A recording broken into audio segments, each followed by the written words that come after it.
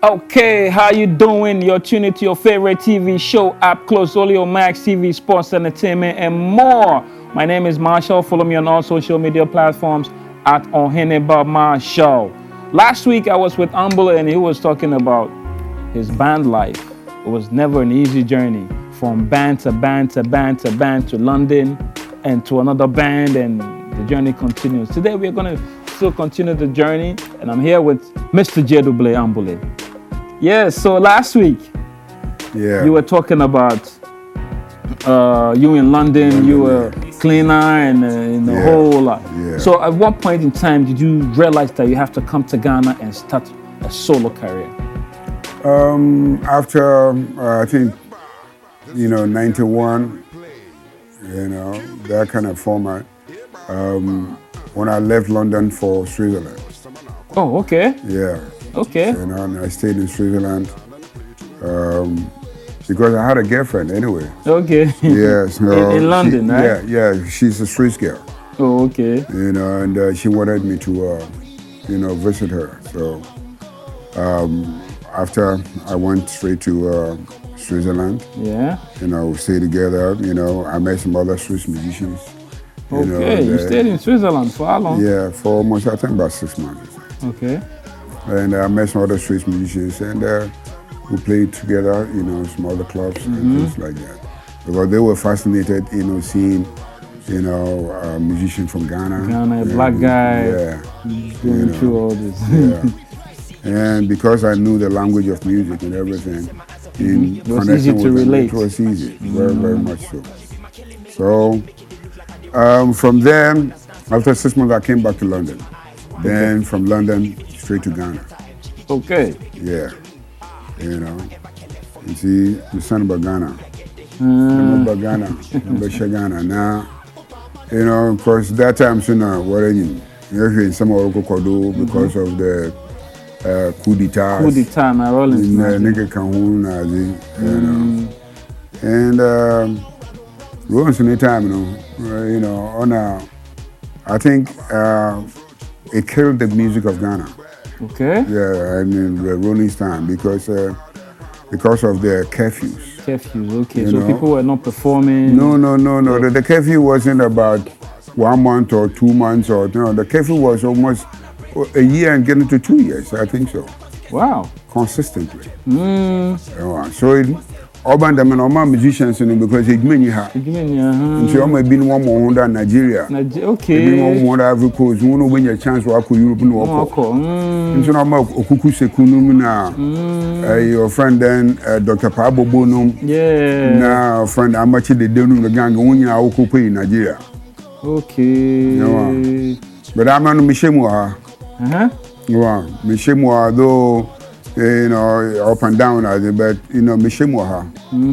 And see, that time soon the musicians union, was there. Okay. And see, now Ejekonimo, he was the president that time, and I was the vice president. Oh, okay. Of the musicians union. Wow, musica. Yes.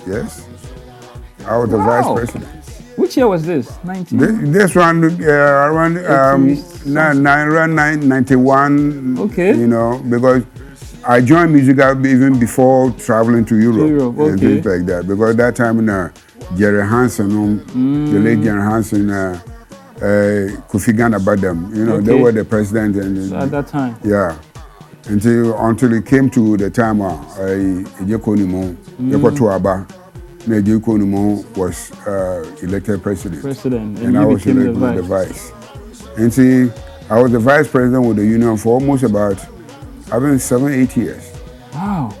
Because when I became the vice president, the coup was on and things like that. The union was on. But how were you guys managing while the coup was ongoing? Yeah, we were trying to speak to the government because we want to tell the government that, we're contributing a lot musically, and we needed, to be looked after. Though professionally, musicians take care of themselves. Yeah. But we have Ministry of Culture and all those things. So when it comes to that side, they need to, because culture without music is impossible. Exactly. So they need to bridge us together. So we're talking about the royalties because Then at that time, the radio stations endorsed. You know, then at that time, TV stations are not, So it was only GBC. But the one good thing that GBC was doing, that any music that GBC plays, they log it. Whoa! You know, right now we have lots of radio stations. And things like more than 100 radio stations, I think, in Accra. But they are not logging. Yes. And they are using, that's why the musicians, you know, they are hungry. You know, because so a logger and royalties in the bar. The good come with family. Exactly. But they do it free. And you know, every country too without music, it's impossible. It's impossible. Because they when you go a beer bars, they use music. When you go to funeral, they use parties, music. Parties, yes, music. The transports and they use music. Yes. So why are they not contributing back? Wow. So that's what I say, because if you look at like VIPs and all that, if you join VIP, they show movies, they play music. You see, in church, and check out a ticket with VIP. At least there have to be maybe one CD. If you buy, say, a ticket of about maybe 20 CDs or 30 CDs, maybe one CD. Also, you have to go to entertainment. It makes a lot of sense. But they're not doing it. And so I'm a musician, so no world bread, because musicians look for you know, when you see musicians, if they pass away, you go to their funerals. It's pathetic. Pathetic, It's true. In a way, the boy in that football, the music on choose football. What choose football? Football, because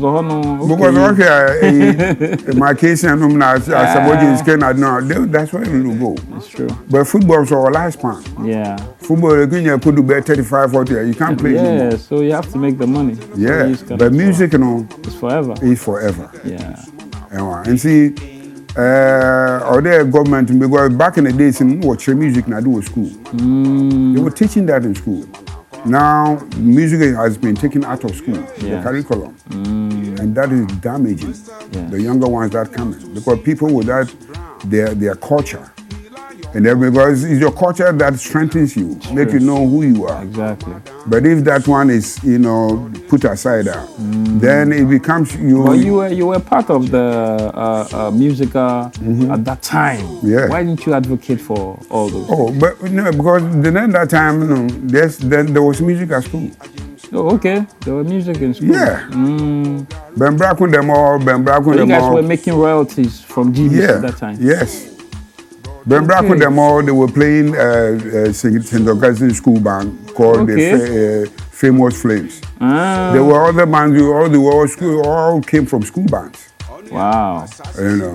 Wow. So do you think the system has changed? The system has changed that, you know, when they will go and they borrow us money, you know, from Europe and America and all that, and they tell us that take this one out of school, take this one out of school, and we also succumb to that. It's very pathetic. Music has to be in school. Because when you travel to Europe and things like that, music is forcefully part of schooling. In America, music is part of schooling. Music is more here. Every tribe has its music. It's true. That we need to let the world know what we have, and that one is taken out of school. Wow. Anyway. So there are so many things that is happening now. It's not helping the younger ones that is coming. You know, because if all these things are there, these younger Shatawale Stonebone, they don't say that I'm a dancehall artist. I'm a reggae artist, because dancehall is coming from Jamaica. But you left yours. You said that you are a dancehall artist. So is that the reason why you wanted to go back to become the musical president? Because there are many things that need to be put in check.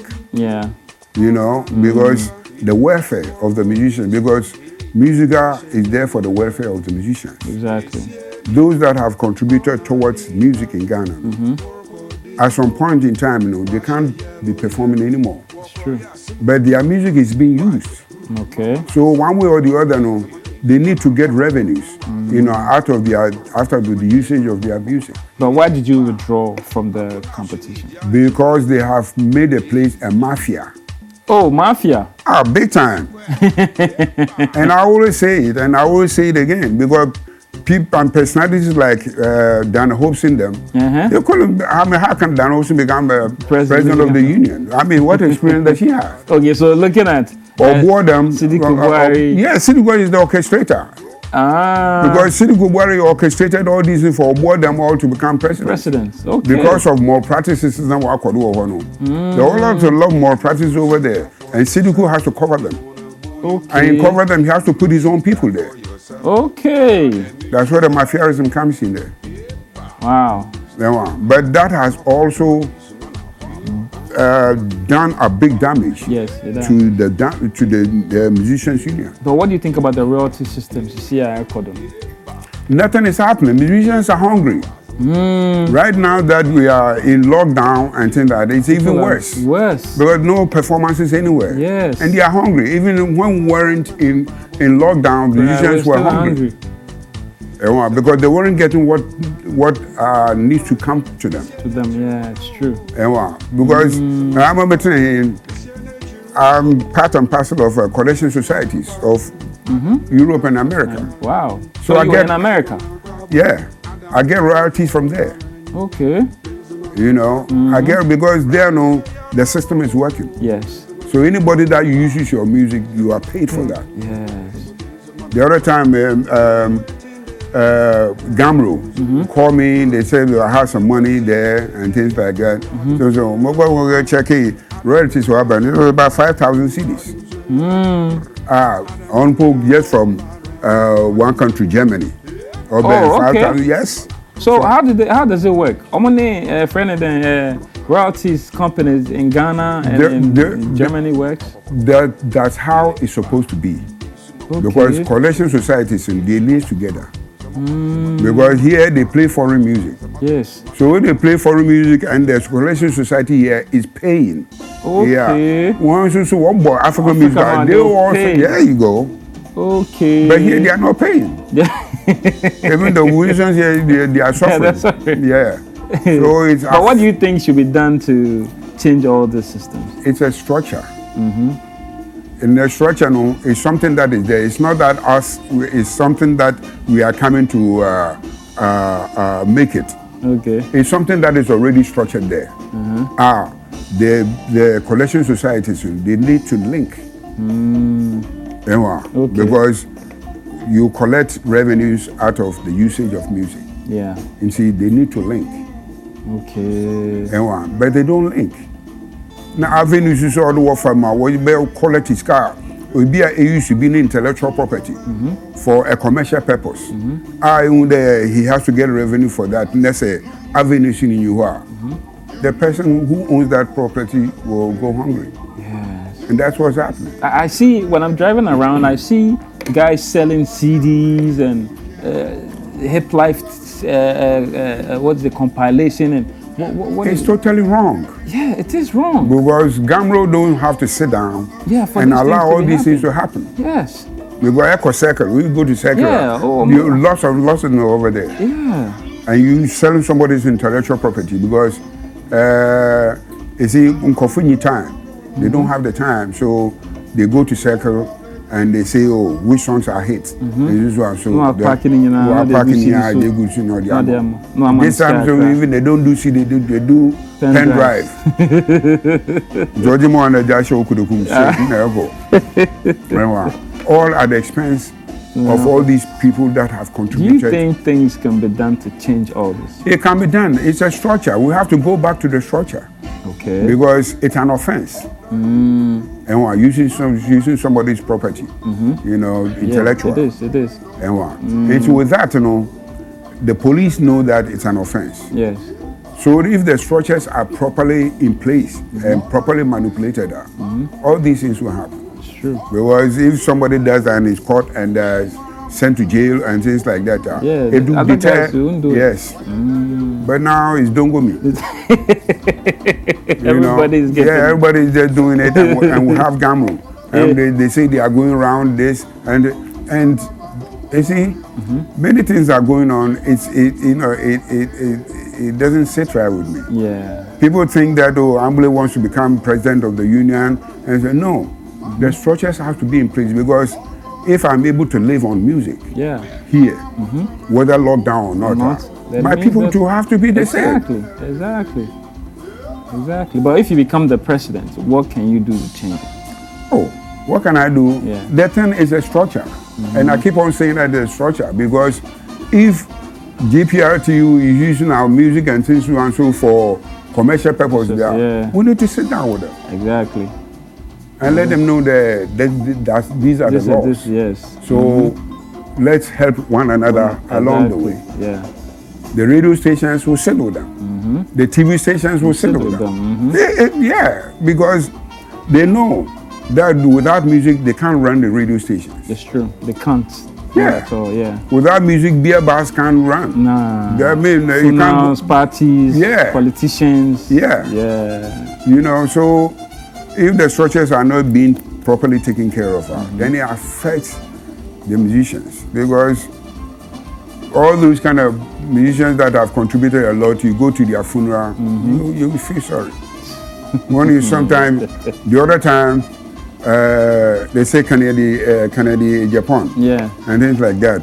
On TV, he's Net2 TV, he signed some musicians, he said he was going to give them 1,000 or something every month, and things like that. It's an insult. Yeah, it is. All the time, music and so on. It's not that the politician, every month you will find something and give it to you. I think we're from show business. Exactly. It is called show business. The business aspect makes you sure that you make some income. Yes. The show allows people to see what you can do. It's true. That's why it's called show business. But the thing here, it's time to show. Yeah, show no business. No business. Because if you look at the younger ones now, Shatawale them, Stoneboy them, Sarkodie them, you can count them. Those that are being are making money, and their money that they are making is not from royalties. They are making money for their shows. And also in Europe, and endorsements, and that's where they're making money from. But if you look at them, if you count them, they are not even 30. Oh no, they won't. So you want to tell me that out of the whole musicians in Ghana, out of the whole from every region, it's only 30 people are making income out of music. It means something is wrong. It's true. So these are all the things that we need to put into place. Do you think social media also came to mess things up, or it helped rather boost the music industry? The technology now, I think if we use it wisely, it will help them, because if you make music right now, you can't, even if you put it on CD and things like that, but you can put it online. When you put it online, if any downloads your music, they pay 99 cents a song. So let's take a place like England. If you get about even 2,000 people to download your music at 99 cents, it means that you have close to £2,000. Yeah. So would you say the streaming companies are even much better than the royalty system in Ghana? Oh, totally. Oh, totally. Because those that are streaming, because of the law checks, the laws and things like this, totally working there. So when anybody uses your intellectual property, they get compensated for that. The streaming, there makes people to see you more. But look at the population of the world. If they see you more and they love your music and they want to download it, if it's been downloaded in Germany, you're making it from England, Holland, America, China, and then so it's a big avenue. Exactly. That technology has opened. So we need to take advantage of that. And make it properly set. For people to enjoy their intellectual property. Wow. So these are some of the things I wanted to, put into place. We need to have some things like workshops. Workshops. And seminars. So that we can impact information.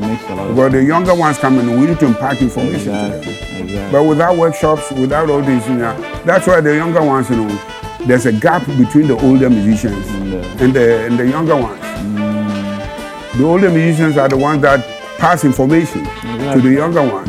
But the older musicians, because of the gap, the younger ones are doing more videos by watching Tupac them and watching and copy them, dance all them. And so that's what they know. You did mention Holland. I watched one of your performances at the Africa Festival. Africa Festival. Yeah. How did that gig happen? Wonderful. Anywhere that I've traveled in Europe is wonderful. Oh yeah. If you Google GYEDU-BLAY AMBOLLEY, you see them all will come down. Wonderful. Because the presentations that we take there. Okay. You know, for me, anywhere that I go, Ghana is my country. Yeah. I'm proud of it. So the Ghana flag is always with me because I'm a Ghanaian. I have to let them know that kind of music that they listen to, where it's coming from. Yeah. So I do that. And when they listen to the style of music and things like that, because high life is something that is something that puts people together. High life music. Yeah.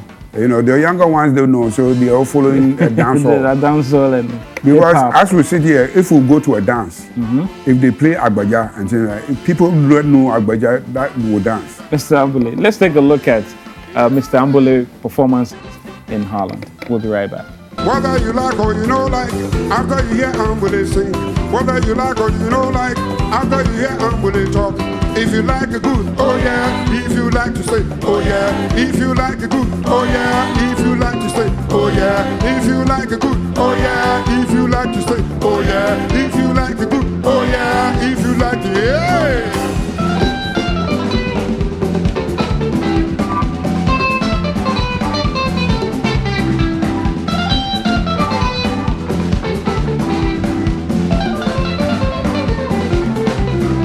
Whether you like or you don't like,